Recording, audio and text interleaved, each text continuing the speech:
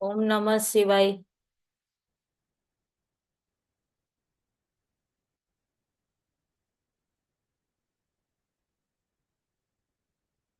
સ્વાગત છે આપ સર્વે ધ્યાનીઓનું ઝૂમ અને યુટ્યુબમાં જોડાયેલું. આજે આપણે ધ્યાન સત્રની અંદર વિજ્ઞાન ભૈરવ તંત્રની 45 વિધિ 45મી વિધિ એના વિશે જાણીશું અને એના ઉપર ધ્યાન કરીશું. એ પહેલા ભગવાન શ્રી ગણપતિજીનું ધ્યાન.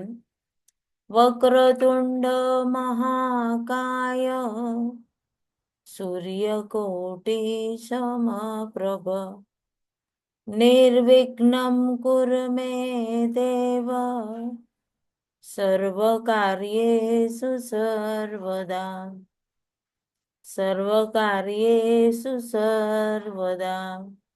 ઓમ શાંતિ શાંતિ શાંતિ. નમઃ શિવાય. આપ સૌમાં વસતા શિવ શિવા અને ગુરુ તત્વને મારા કોટી કોટી વંદન. ખૂબ ખૂબ ધન્યવાદ આપ બધા ધ્યાનીઓનો. અને આ આપણે કહેવાય ને કે ખૂબ ખૂબ અભિનંદન બધાને હૃદયથી. આજે આપણે ધ્યાનની અંદર પોતાના મૂળ માર્ગની અંદર વધવા માટે આપણે એક પછી એક ડગલા ભરતા જઈએ છીએ. તો આજે આપણી આધ્યાત્મિક આંતરિક અંતરની યાત્રા અને આ દિવ્ય ધ્યાન એની માટે કહેવાય ને કે એક સમજીએ કે ખૂબ ભાગ્યશાળી છીએ આપણે કે અહીં આપણે આ દિવ્ય ઉર્જાને પ્રાપ્ત કરવા પોતાને આપણે ખૂબ દિવ્યતાથી જોડી શકીએ છીએ. એની માટે શું કહીશ અહીં કે પોતે પોતાને પ્રેમ કરો, પોતે પોતાની આત્માને ખુશ કરો. જ્યારે આપણે ખુશ હશું ને તો આપણે બીજાને ખુશ કરી શકશું. નહીં તો આપણે શું કહેશું, જો અગર આપણે મનની અંદર એક કચવાટ હશે કે મને કોઈ પ્રેમ નથી કરતું, મને કોઈ લાયક નથી કરતું, તો આપણા સિવાય આપણે પોતે પોતાને પ્રેમ નહીં કરીએ તો આપણને કોઈ નહીં કરે. અને પછી ક્યારેક કોઈ એવી વાત આવે કે કાર્મિક કારણોસર હોય, એની ચેતનામાં આવ્યું હોય એ પલ માટે, પણ એ આપણે પોતાની અંદરમાં બેઠાડી અંતરમાં ફિટ કરી દીધું અને એનાથી આપણે કેટલી બધી બ્લોકેજ કરીએ છીએ. અને આપણે પોતે પોતાને સેલ્ફ કહેવાય ને કે રિયલાઇઝ નથી કરી શકતા. અને એ સમયે આપણે તરત જ જ્યારે એવું થાય ત્યારે પોતે પોતાના આત્માને તરત જ કહો કે હું તો બહુ દિવ્ય આત્મા છું, પરમાત્માનો પ્રકાશ છું, પરમાત્માનો અંશ છું. તો આ કોઈક બહારની સ્થિતિ મારી સામે અત્યારે આવી છે, એ કોઈક મારું કાર્મિક હશે અને એને સહજતાથી તમે રિલીઝ કરી શકો. તો આ સ્થિતિ કયા કારણસર મારી સામે આવી, એનું મૂળ કારણ શું, અને ત્યાં આગળ જાણ્યા પછી તમે એને રિલીઝ કરી દો. ઓકે ઠીક છે, કારણ ખબર પડી ગઈ, ઓકે ઠીક છે, રિલીઝ કરી દો. એને અંદર બેસાડો નહીં, જેથી શું થાય કે આપણા જીવનનો બેસાડશો તો આપણા જીવનનો બદલો લેવાનો ધ્યેય બની જશે. અને જે બહાર છે ને એ બધી ઉર્જા આપણી પોતાની છે. એ સ્થિતિને આપણે એટલી પોતાની માટે એક કહેવાય ને કે એક અહમ બનાવી દઈએ અને એવું અતીતના એક ખૂણામાં એવું કચરો ભેગો કરી લઈએ છીએ અને જ્યારે કાઢીને જોઈએ છીએ તો આપણી અંદરની અંદર કેટલી બધી બ્લોકેજ. એકવાર આપણું મન દુખી થાય ને તો હજારો કોષ મરી જાય, હજારો હોર્મોન્સ એની અંદર એ રૂપમાં કાર્ય કરવા માંડે અને એ શુક્રાણુ પેદા થાય જે આપણા પૂરા શરીર ઉપર પ્રભાવ કરે. તો એ સ્થિતિને આપણે પોતાના માટે આપણે શા માટે સિલેક્ટ કરવી? આ બધી યાત્રા આપણે ક્યારે કરી શકીએ? જ્યારે આપણે સજગ હોઈએ. તો આ ધ્યાન શું છે? તો આ સજગતા છે. અને આપણે એના દ્વારા બહુ જ દિવ્ય થઈ જઈએ છીએ. તો આજે આપણે 45મી ધારણા ઉપર આવશું. તો આમાં શું કીધું છે ખબર છે? અ से अंत होने वाली किसी शब्द के उच्चार को चुपचाप करो. અ થી અમ થી અંત થવા વાળું. હવે કોઈ પણ શબ્દનો અંત જે હોય છે એ કહે છે કે અ થી ચૂપ, અ થી એનો ઉચ્ચાર કરો અને પછી ચૂપચાપ કરો, મૌનમાં કરો.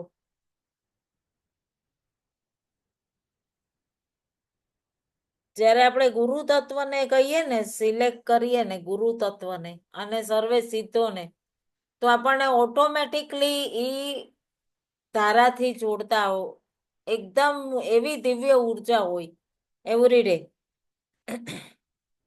તો આપણને શું કહે છે કે આ શાના ઉપર જોર આપવાનું? તો અ કે હોને પર જોર. કેમ? તો કે ક્यों है और क्योंकि तुम्हारी શ્વાસ બહાર જાતી હૈ. આપણી શ્વાસ બહાર જાય ને, તો બહાર જતી શ્વાસને આપણે જોવાની.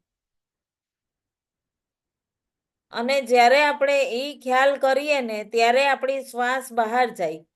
અને ખાસ કહેવાય ને, તો શ્વાસ જ્યારે બહાર ગઈ પછી બીજી એક છોડી પછી જ બીજી અંદર પ્રવેશે છે ને.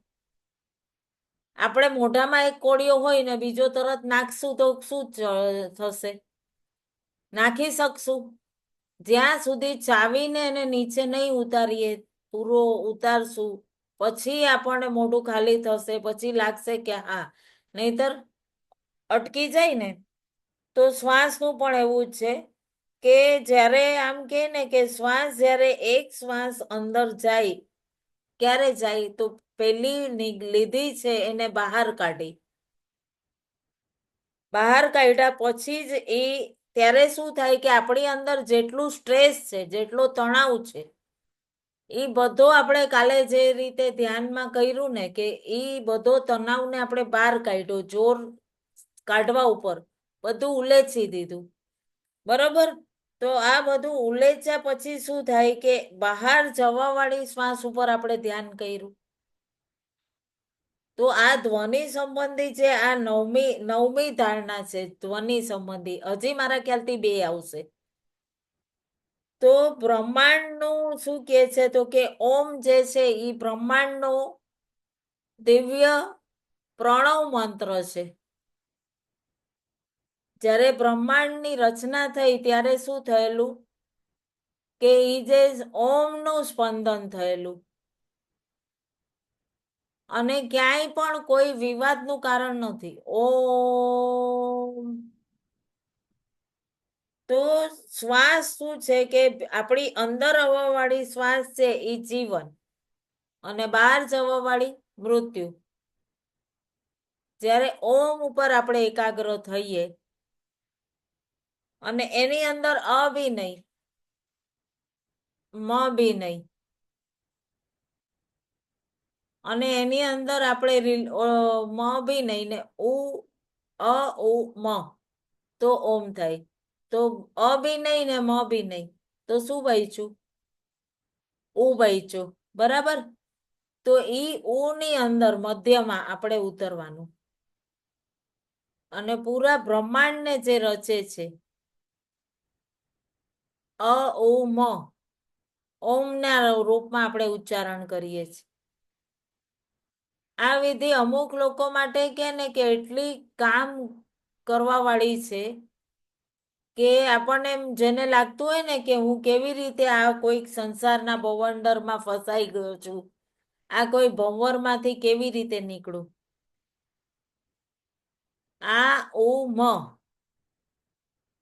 ચાલતી હુઈ લાઈન, એક લાઈન ચાલુ છે, એમાં વચમાંથી તમારે જોડાઈ જવું. ચાલુ ટ્રેનમાં કહેવાય ને કે ચડી જવું. અહીં ઓમનો ઉચ્ચારણ કરવો. અ ઓ મ ઓ.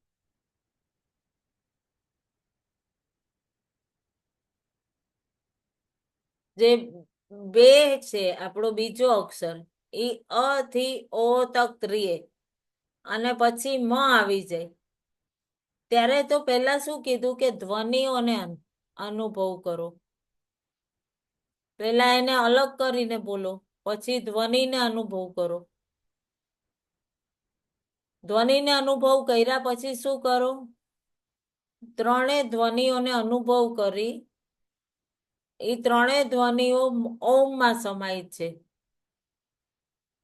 જ્યારે ત્રણેય માટે તમે એ ધ્વનિને કઈ રીતે તમે અનુભવ કરી શકો છો?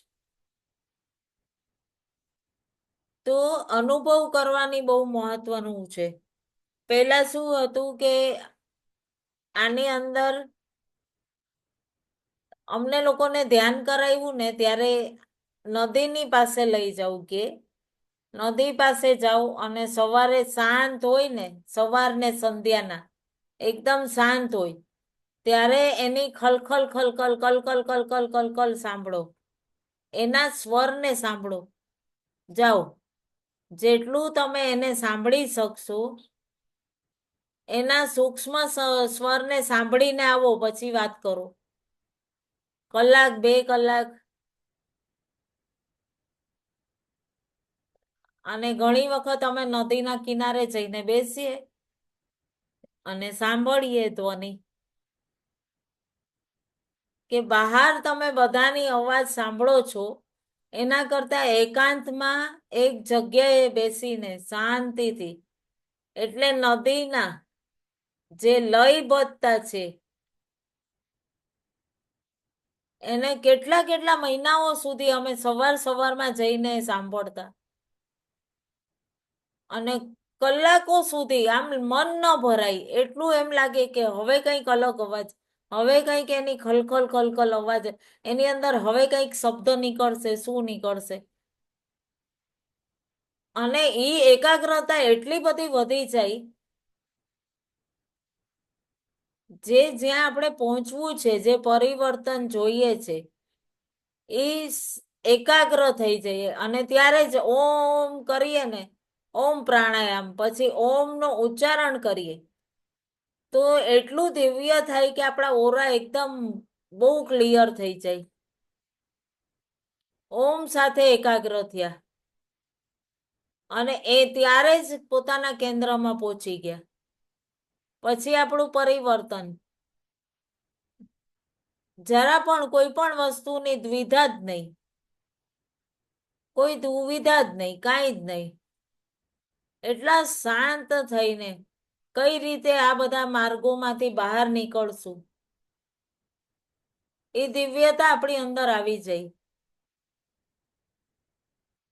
તો એનો મતલબ એમ થયો કે આપણે ધ્યાન તો ઘણા દિવસથી કરીએ તો આપણે આટલા વખતથી દુવિધામાં આવીએ ત્યારે હલબલાઈ જઈએ તો આપણે એકાગ્રતા નથી પામ્યા કારણ આપણે એનાથી મૈત્રી નથી કરી દોસ્તી નથી કરી. ધ્યાનથી તમે જ્યારે એને સાંભળો છો એ ધ્વનિને તો એની અંદર અનુભવ કરો કે આ નદીનું જલ વહી રહ્યું છે ક્યારેક હસે છે ક્યારેક ઉદાસી ઘેરેલી છે ક્યારેક ખુશ છે ક્યારેક એનું કહેવાય ને કે સામાન્ય છે નદીની વહેણ એની ખલખલ ઈ આપણી અંદરની સ્વર ઇન્દ્રિયો જે છે એ બધું અનુભવ કરે. શરૂઆતમાં બહુ કઠિન લાગશે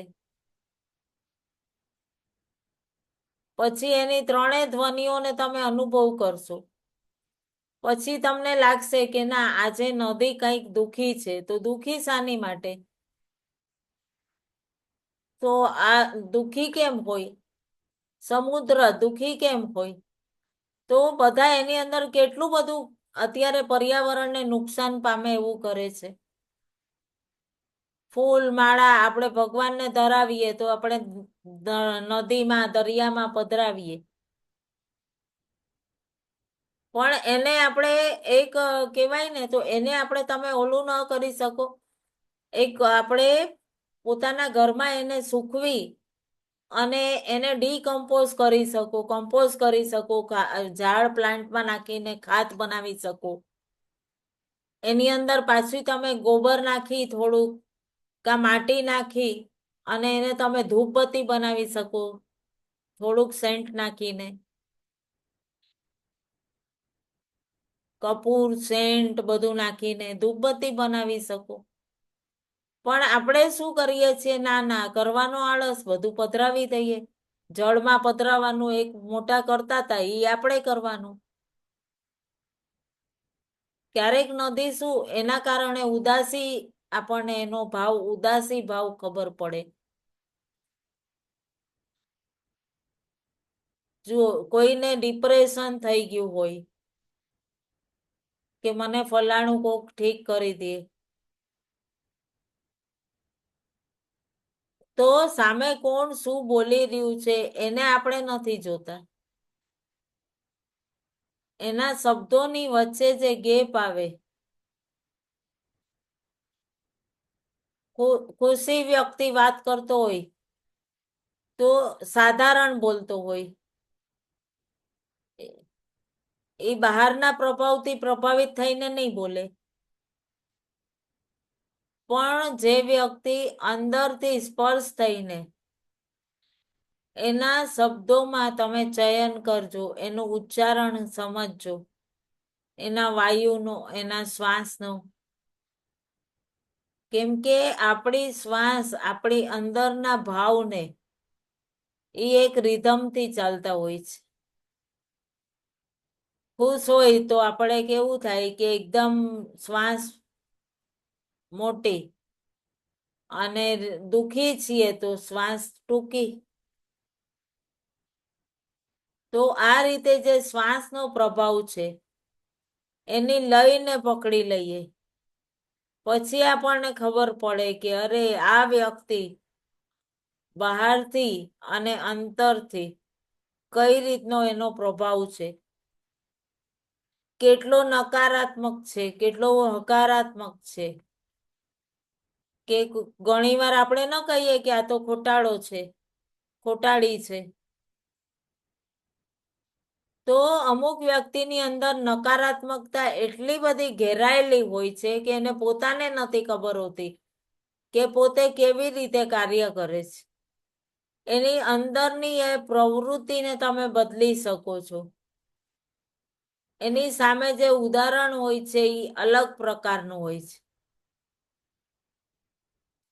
અને જ્યારે એને ખબર પડી જાય છે આ સાચું છે, આ ખોટું છે, તો એ સૂક્ષ્મતાથી એ પ્રભાવથી જોડાઈ શકે. અને આ વિધિનો ઉપયોગ જે છે ને એ બીજાના અંતરના મનની વાત સાંભળવા, વાત જાણવા માટે બહુ કારગર છે. ઘણા મહિનાઓ સુધી આ અભ્યાસ કરશો ને તો આ વિધિ સિદ્ધ થઈ જશે. જે સાયક્રેટિસ્ટ લોકો છે એ લોકો આનો ઉપયોગ કરે, મનોચિકિત્સક કેટલા મહિનાઓ સુધી આની ઉપર રિસર્ચ કરે, એની ઉપર કરતા રહીએ, અભ્યાસ કરતા રહીએ કન્ટિન્યુ ડેલી.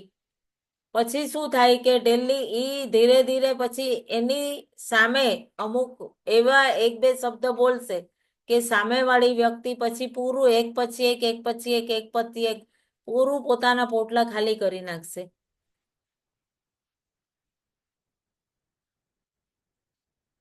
આપણી અંદર શું છે, આપણે પોતાની અંદર ત્રણેય ધ્વનિઓની અંદર પૂર્ણ સજગ થવું છે.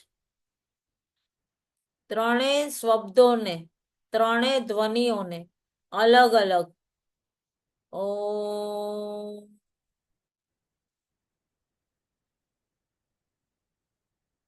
ઓ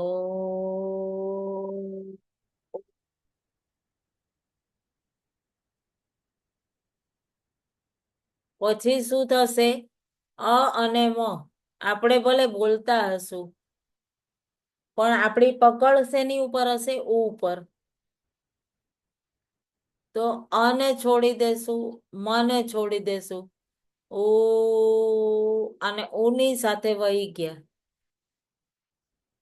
ભલે આપણે ભૂલીએ છીએ પણ આપણે હંમેશા ઓમ બોલતી વખતે વહેતા શેની અંદર હોઈએ છે? ઓ ઉપર. અને ઉ માં ઊંડા ઉતરી ગયા ત્યારે આપણે પૂર્ણ પોતાની અંદર ઈ ચેતનાને સ્પર્શ કરી લીધું. અને મ શબ્દનો ઉચ્ચારણ થતો હોય પણ કોઈ સાંભળશે તો શું કહેશે? ઓમ.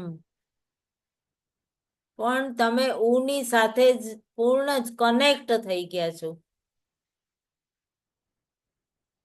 અને ઈ સ્પંદનથી જોડાવું. અને જ્યારે તમે ઈ ઉ થી અંદર ઉતરી ગયા હવે તમે એને આગળ છોડી દીધો, ઉ ની સાથે ઉતરી ગયા અને વચ્ચેનો સ્વર જે બચે છે ઈ તમારું મન વિચાર વગરનું એકદમ ગતિ બની ગયું. ક્યારેક શું થાય, આપણે જરૂરી ઇમ્પોર્ટન્ટ કાર્ય કરતા હોઈએ, કોઈ કેટલું બી વાત કરતું હોય પણ તમારું ધ્યાન કોઈની પણ વાતમાં નહીં હોય, કારણ તમે તો પોતાનું ઇમ્પોર્ટન્ટ કામ કરો છો, પોતાની કંઈક કાઉન્ટિંગ કરો છો. તો એવી જ રીતે જ્યારે તમે ઓમનો ઉચ્ચારણ કરતા હો ત્યારે તમને ઈ સ્વરની વચ્ચેથી નીકળવા આવડવું જોઈએ કે મનની ગતિને સ્ટોપ કરવી છે. કોઈ બોલતું હોય એને પણ ન સાંભળી શકો. અને જ્યારે તમે ઓમમાં ઉતરી ગયા ત્યારે એકદમ દિવ્ય થઈ ગયા. અ બોલેલું નહીં, મ બોલેલું નહીં, સિર્ફ ઓમ. પૂરી ગતિ તમારી ઉ થી જોડાઈ ગઈ અને તમે પૂરા સ્થિર થઈ ગયા.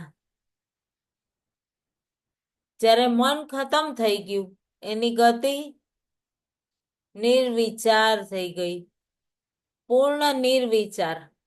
અને ઈ જ જે આપણી અંદર એટલી દિવ્યતા પ્રકટ કરે છે કે આપણે પૂરા અંદર પ્રવાહિત થઈ જઈએ, પૂરા અંદર લીન થઈ જઈએ, પૂરા. એટલી વિધિ સરસ્યા, એટલી દિવ્યતાથી ધ્વનિના સૂક્ષ્મ અંતરાલમાં આપણે એકદમ કનેક્ટ થઈ ગયા.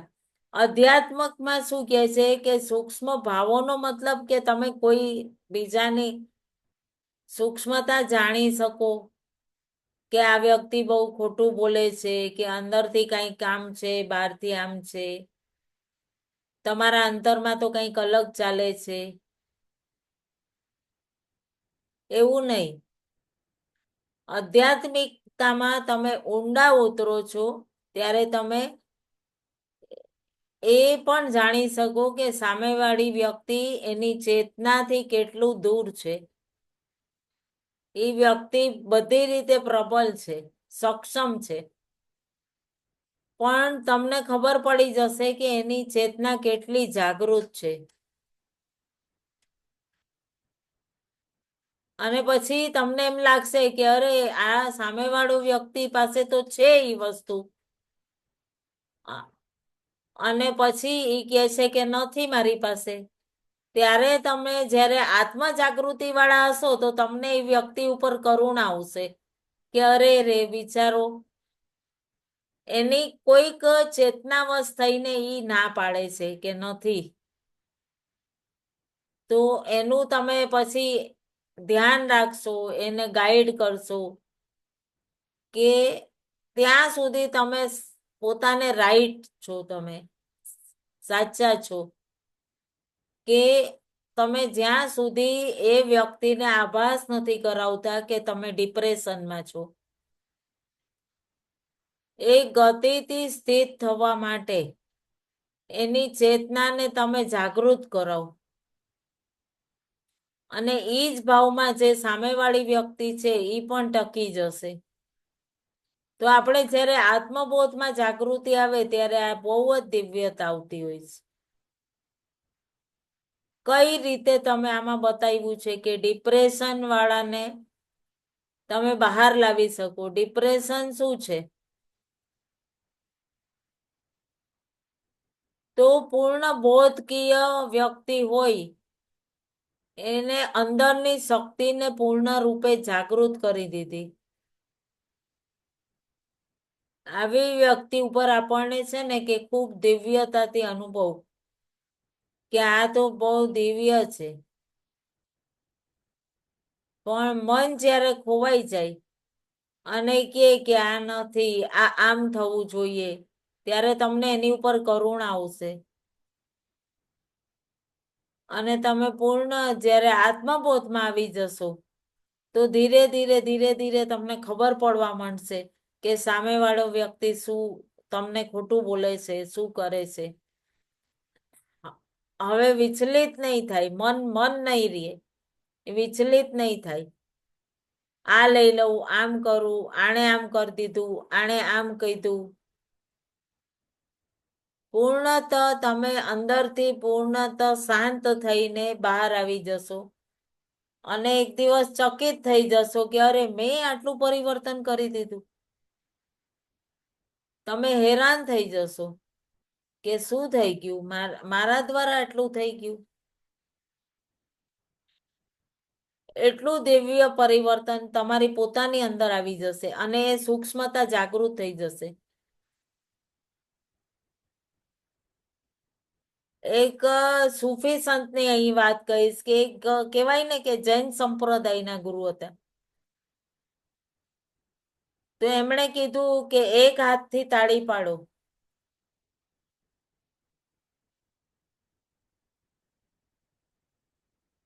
પછી હું તમને સમાધિસ્થ થઈને તમે ધ્યાન કરો છો તો હું તમને કેન્દ્ર સુધી પહોંચાડી દઈશ, એમ કીધું. તો સામેવાળા ભાઈએ કીધું કે ભાઈ તાળી તો બે હાથે જ વાગી. તો અને આવી રીતે કેવી રીતે તમે ધ્યાન કરાવીને સમાધિમાં કરાવી દેશો? તો એક શિષ્ય હોય છે, એને બોધ ગુરુના માથા ઉપર પગ મૂક્યો અને કે શીખવાડો મને. પછી કાંઈ ન શીખ્યા પછી એમણે એમના ચરણોમાં પગ મૂકીને કીધું કે મને શીખવાડો.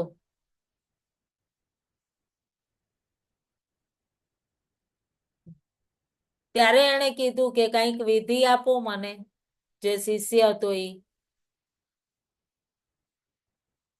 અને મને કંઈક જ્ઞાન આપો. ત્યારે એને કીધું કે તું જા, અત્યારે જ જા અને એક હાથથી તાળી પાડીને બતાવ. જ્યારે પહેલો વ્યક્તિ હતો એને વિશ્વાસ હતો કે ગુરુએ કંઈક કીધું છે તો કંઈક કારણ હશે કે એક હાથથી તાળી વાગતી તો હશે જ, ગુરુએ કીધું છે. અને પેલા ભાઈ એક કેવા માંડ્યા કે કાંઈ હોય જ નહીં, બે એક હાથે તાળી વાગે જ નહીં, આ તો કઈ ખોટું ખોટી વિધિ કહે છે, ખાલી પોતાની પાસેથી ભગાડવા માટે કહે છે. એ વિધિ ઉપર ન ગયો.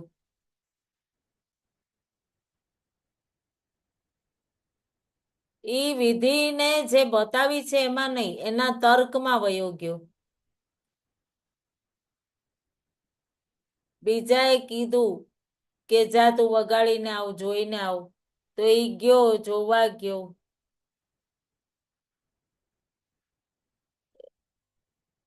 પછી એને બીજા ક્યાંક અવાજ આવી તો એને કોઈકને પૂછ્યું કે ભાઈ એક એક હાથેથી તાળી વાગી? તો બીજા માણસે કીધું ના, નથી વાગી, બહુ દિવસ થઈ ગયા એને. પછી છોકરો ગુરુ પાસે પણ ના આવ્યો, પરીક્ષા કરતા કરતા કરતા કરતા જોઈ તો આવું, કોઈક એક વૃક્ષ નીચે બુદ્ધ બેઠા હોય છે, બિલકુલ શાંત. અને એણે કીધું કે આણે એક હાથની તાળી સાંભળી લીધી. એવો એને હલાવો કે એણે એકદમ સમાધિ લાગી ગઈ. આ છોકરાએ જ્યારે વાત સાંભળી તો ઈ પણ ઈ બુદ્ધની બાજુમાં બેસી ગયો. કે આ જ છે એક હાથની તાળી.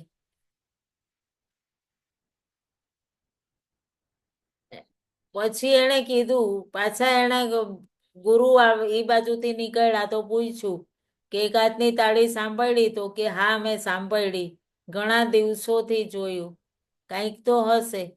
ઈ એક તાળીને સાંભળવા માટે હું ઊંડાણ ઊંડાણ ઊંડાણમાં ઉતરતો ગયો. કંઈક તો હશે. બહુ મહેનત કરી. ફક્ત એકાગ્ર થઈને એને સાંભળી, તાળી વાગશે. અને એટલી ઊંડાણ ઊંડાણમાં એ તાળી માટે ઊંડાણ ઊંડાણ ઊંડાણમાં ઉતરતો ગયો. અને અહીંયા આગળ મનની ગતિ પણ એના જ આધાર ઉપર ગઈ. ગતિ પણ ક્યાં થઈ? એક હાથની તાળી પર. અહીંયા આ સંવેદના કે બોધની એની અંદર એ વસ્તુને કેતા એની અંદર એટલું ઊંડાણમાં ઉતરાવી દીધું કે એને કંઈક પામવાની ઉપલબ્ધિમાં, અંદરના દ્રશ્યોમાં, અંદર કંઈક પામવાની એક લાલસામાં એ વહી ગયો. એ સ્થિતિ બતાવી દીધી. અને ઊંડા ઉતરતા ઉતરતા ઉતરતા એટલા ઊંડા ઉતરી ગયા કે બધું વિલીન થઈ ગયું.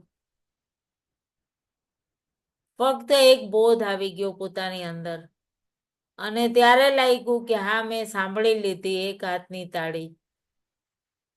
અને ઈ અંદર પોતાના કેન્દ્રમાં ઉતરી ગયું. તો આ ક્લિયર થઈ રહ્યું છે ને? તો આ આપણને એની સાથે જોડાવાની વિધિ છે. બુદ્ધિ લગાડશું તો આપણે ત્યાં જ રહી જશું. હવે આપણને કાર્મિક સંસ્કાર ખબર પડી ગઈ, કંઈક હશે આપણું ઈ આવ્યું તો ઠીક છે, આપણે એને રિલીઝ કરી દીધું. પડી ગઈ ખબર, ઠીક છે, એને તે જ ક્ષણે રિલીઝ કરી દો. કે પાછલા પ્રભાવને આપણે જ્યાં સુધી ખતમ નહીં કરો ત્યાં સુધી આપણે ત્યાંથી આગળ એક સ્ટેપ વધી નહીં શકીએ.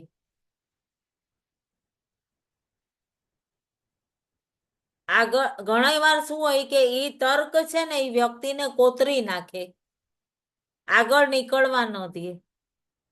તો હવે મને લાગે છે તો આપને સમજ પડી ગયું છે. અ ઉ મ એક હાથની તાળી વગાડવા જેવું છે.